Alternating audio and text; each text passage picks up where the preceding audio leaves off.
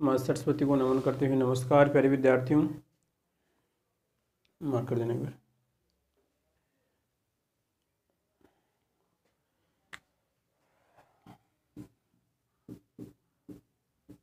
हमारी कक्षाएं रहेगी जेड क्लास से संबंधित, ठीक है।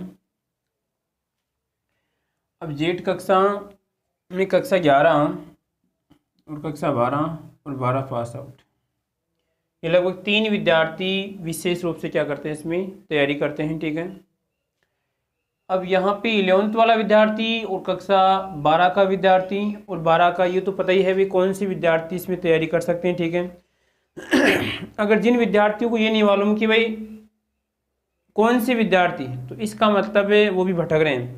भाई आपको पता है कि एग्रीकल्चर वाले विद्यार्थी विशेषकर इसमें तैयारी कर सकते हैं। इसके अलावा देखो इसमें जो मैथ वाला विद्यार्थी है वो भी तैयारी कर सकता है और जो बायो वाला विद्यार्थी है वो भी इसमें तैयारी कर सकता है, ठीक है। तो इसके लिए मैंने अलग से क्लास डाल रखी है, या वहाँ पर आप देख सकते हैं, या आप जो कमेंट है इस क्लास में कमेंट कर देना, तो मैं आपको क्लास या शेयर कर दूंगा या मिल जाएगी आपको, ठीक है। कि लगभग 4 कैटेगरी के विद्यार्थी इसमें तैयारी कर सकते हैं, इस बात का आपको विशेष रूप से ध्यान रखना है, ठीक है। अब आते हैं हमारे पॉइंट पे, क्योंकि थोड़ा टाइम भी कम है। आपको भी पता है कि लगभग एग्ज़ाम का टाइम है, शायद 8 मई का टाइम है। आपको देखना है कि जो कक्षा 11 वाला विद्यार्थी है, कक्षा 11 वाले विद्यार्थी के पास तो अभी भी टाइम है। इससे मान लो वो केवल अगर तैयारी कर रहा है तो बिल्कुल बहुत बड़ी बात है, क्योंकि वो फर्स्ट एग्ज़ाम देगा उसमें क्लियर कर लेगा, इससे मान लो। और यहाँ पर जो कक्षा 12 वाला विद्यार्थी है, 12 वाला विद्यार्थी है जिसकी लगभग से मान लो 23 मार्च से एग्ज़ाम है, ठीक है। अब 23 मार्च से एग्ज़ाम के बाद में 8 मई को क्या होती है, इससे मान लो कि उसकी 8 मई को उसकी जेट की एग्ज़ाम होती है। तो इसका मतलब इस विद्यार्थी के पास टाइम कम है, इस विद्यार्थी के पास क्या है, टाइम कम है। इस बात का ध्यान रखना है। अब ये मत सोचना कि इसके पास टाइम कम, टाइम तो कम है, परंतु देखो इसने कक्षा 12 पढ़ी है, 10 क्वेश्चन तैयार कर लिए वहाँ से, ठीक है। 10 क्वेश्चन वहाँ से तैयार किए इसने। तो यहाँ पर सीधी सी बात है कि 40 नंबर का आपका जो मैटर है, 40 में से 10 क्वेश्चन तो आते हैं कक्षा 12 से आते हैं, ठीक है। और बाकी जो 30 क्वेश्चन है आपकी स्पेशल केमिस्ट्री से। अब स्पेशल का मतलब यहाँ पर है कि थोड़ी बहुत आप 11th पढ़ते हैं, बाकी जो आप अलग से फिर वहाँ से आप तैयारी करते हैं। इस बात को आपको ध्यान रखना है, ठीक है। तो कक्षा 12 वाला विद्यार्थी इसके पास टाइम कम है, तो देखो ये अभी भी समझ सकता है। इस बात का ध्यान रखना है कि इसके पास जो यहाँ पर आज जो डेट हो गई है लगभग कितनी है, आपको शायद 20 है, आज 21 से कुछ डेट है, ठीक है। 20 तारीख मान लो आप, तो 20 से लगभग इसके पास 1 महीने का टाइम है। तो इसको 1 महीने में कौन सी चीज़ पढ़नी है, केवल और केवल कक्षा 12 किताब पढ़नी है इसको। इससे 2 फायदे हैं, एक तो इसका जो परसेंटेज होगी वो इसमें टॉप होगी, ठीक है। और दूसरी बात इसमें होगा कि इसके 10 क्वेश्चन तैयार हो रहे हैं, ठीक है। फिर उसको क्या करना है, देखो यहाँ पर इधर कक्षा 11 वाले तो कोई दिक्कत है नहीं, ठीक है। फिर यहाँ पे जैसे ही 23 मार्च से मान लो 30 मार्च उसकी एग्जाम क्लियर हो जाती है, बोर्ड की एग्जाम। 30 मार्च को एग्जाम क्लियर होने के बाद में इसको क्या करना है, ये जो 10 क्वेश्चन थे वो तो उसने अच्छी तरह तैयार कर लिए होंगे, बाकी जो 30 क्वेश्चन है उन 30 क्वेश्चन पे विशेष तौर से ध्यान देना है।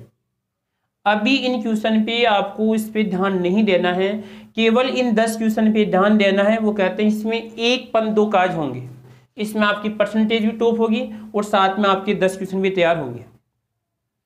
अब बाकी यहाँ पे तो 30 क्वेश्चन बचे हैं, ठीक है। अगर 30 क्वेश्चन को आप रेगुलर क्लास लेते हैं, टाइम टू टाइम अगर क्लास लेते हैं, ठीक है, अगर संडे को भी आप मिस नहीं करते हैं, तो लगभग ऐसे मान लो कि आप इसमें 25 क्वेश्चन कर सकते हैं, बिल्कुल 25 क्वेश्चन आप कर सकते हैं अगर टाइम टू टाइम अगर क्लास लेते हैं। तो आप एक भी क्लास अगर मिस नहीं करते हैं। इस बात का ध्यान रखना है कि यहाँ पर जो विद्यार्थी है इसी चैनल पे, अगर वैसे विशेष तौर पे तो केमिस्ट्री का चैनल भी है, परंतु इसमें शायद आपको 2 क्लास और मिल जाएगी, ठीक है। इस बात का ध्यान रखना है। परंतु अभी मैं विशेष तौर से उन विद्यार्थियों की बात कर रहा हूँ, कक्षा 12 वाले विद्यार्थियों की।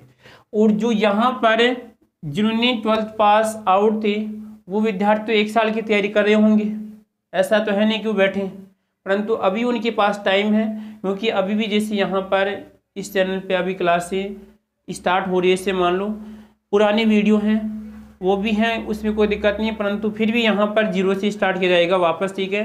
परंतु थोड़ी बहुत स्पीड क्या रहेगी इसमें आपकी ज़्यादा रहेगी यहाँ पर, क्योंकि टाइम कम है। हमें रेगुलर जो आपकी विशेष चीज़ है उसके अनुसार आपको तैयारी करनी है। टाइम टू टाइम आपको जो यहाँ पर नोट्स हैं, नोट्स का यदि आपको सिस्टम है, यदि आप साथ साथ पढ़ के अगर लिखते हैं तो थोड़ा ठीक रहेगा। कुछ विद्यार्थी बोलते हैं कि सर अगर आप पे नोट्स का अगर PDF है वो अगर हमारे पास सेंड करते हैं ठीक रहता है। इससे क्या होता है कि आप केवल जो साथ साथ लिख रहे हैं उसका ध्यान आपसे भटकेगा। आप क्या करोगे, जैसे साथ साथ अगर पढ़ रहा है इसका आपको 1-2 काज होंगे, 102 काज होंगे। कैसे का मतलब है कि यहाँ पर साथ साथ में आपको चीज़ याद भी होगी।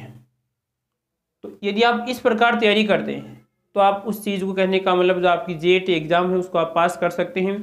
अब जैसे मान लीजिए कुछ लोग क्या करते हैं 5-5 साल से किसी वैकेंसी की तैयारी करते हैं, फिर भी उनका सिलेक्शन नहीं होता है। सिलेक्शन क्यों नहीं होता है? क्योंकि जैसे एग्ज़ाम नज़दीक आती है तो उसको टाइम बदलना पड़ता है, उसके अनुसार उसको टाइम बदलना पड़ेगा। ठीक है, अगर टाइम जैसे मान लीजिए एग्ज़ाम नज़दीक है तो उसको स्पीड बढ़ानी पड़ेगी। ऐसे नहीं कि अगर भाई साहब 5 साल से इस चीज़ की तैयारी कर रहे हैं। ठीक है, बाकी की जो जानकारी है वो थोड़ी कल विशेष कक्षा में रहेगी। कल वाली कक्षा थोड़ी विशेष से लंबी भी रहेगी, इस बात का ध्यान रखना है।